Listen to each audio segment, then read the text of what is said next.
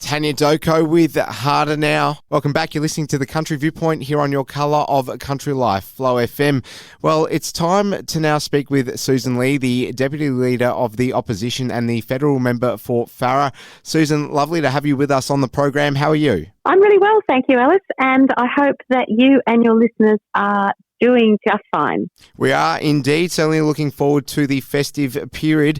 Now, Sussan, we've been speaking a lot on this program about the latest direction taken by the government on the Murray Darling Basin Plan. It's certainly left a lot of people bitterly unhappy, and for good reason, so will a lot of people say. So let's get into it. Just as far as your latest stance on the legislation that's been drafted in the lower house, I believe, and also the general direction that's being taken, how do you see things right now? Pretty depressing, to be honest, and I wish I didn't have to say that, because I know our farmers work incredibly hard, and irrigation it's a difficult game, it's a challenging game, and it's one where farmers invest a lot, both on-farm and off-farm, in terms of infrastructure and their future. So it has to be prosperous and it has to work long-term. And unfortunately, what this government has done is turn the whole Murray Darling Basin Plan on its head. Bipartisanship has gone out the window. The plan has effectively been rewritten, and all of us who live in the basin absolutely hate it, which is why I am on the same page with my colleagues in South Australia and Queensland and Victoria. And I'm very, very disappointed in the New South Wales Labor government for not fighting harder for its farmers in this area. But it doesn't matter where you are in the basin. This is bad news. This is about a government who doesn't recognise the value in growing food, the value in adding value to that food and providing jobs and working hard for communities in rural and regional Australia, something we all know well because this is where we live and this is the part of Australia we love and this is where we raise our families. But it might as well be the other side of the moon to this Labor government.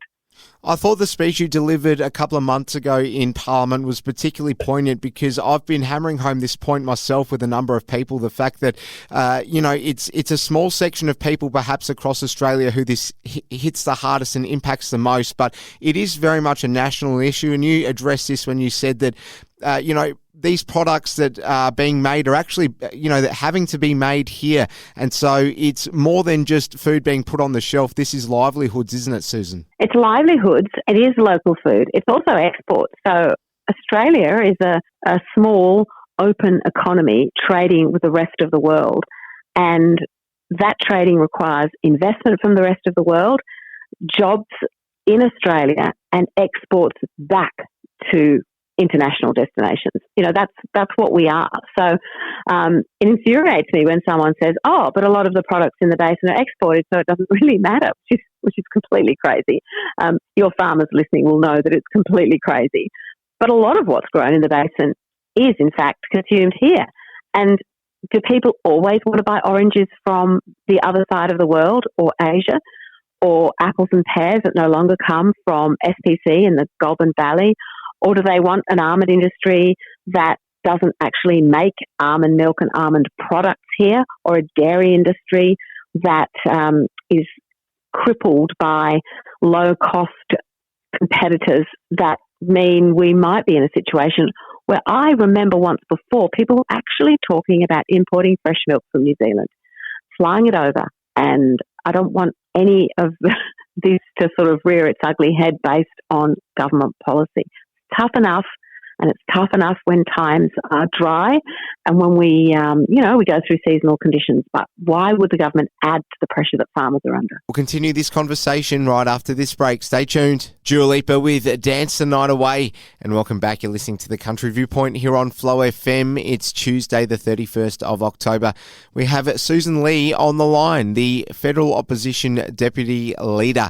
And Sussan, just talking about the buyback situation with regards to the Murray Darling Basin Plan, we know that the fight is well and truly on with regards to those irrigators who are opposed to this. How do you see things going over the next few months as we head into 2024?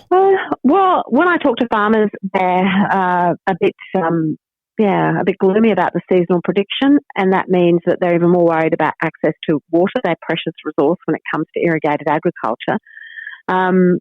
that means too that we have to protect that and we have to recognise its value. I know that the government hasn't gone into the basin to talk to farmers. That's why we did. We had a committee led by our shadow spokesperson for water, Senator Perrin-Davey. She's in my electorate. She's in Deniliquin. It's an area we both know really well. She led a group of members of parliament around the basin to hear directly from communities. We're putting that together as a report. It will go to the crossbench in the Senate that ultimately will have a lot of decision making around this bill. Meanwhile, the government is doing its own hearing because it has to.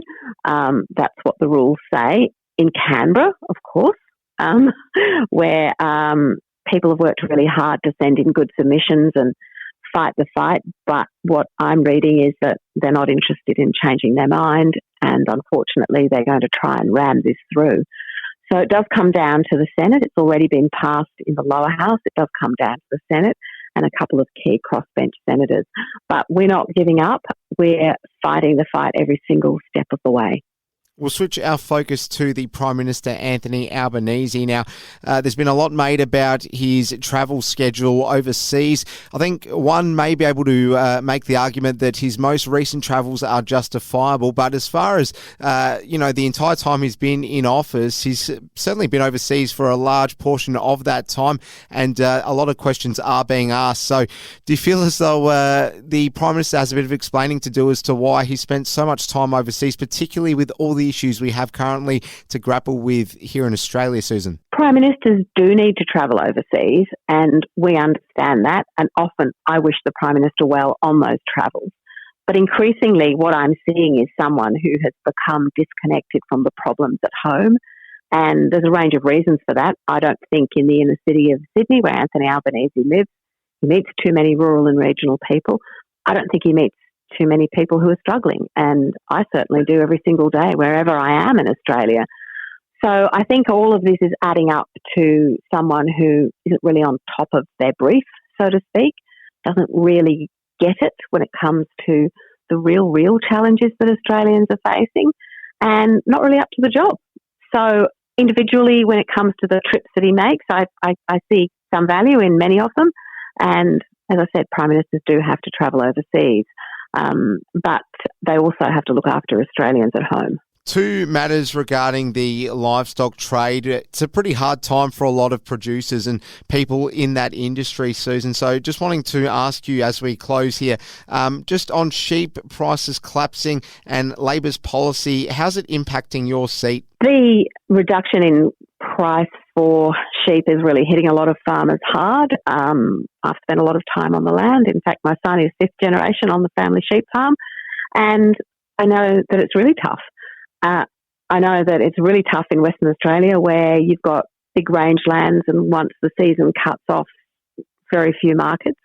The sheep industry in the eastern states is much more closely linked to export and high-value exports in Southeast Asia. But at the moment, it's a tough time, and it's vital that we support our farmers whatever way we can.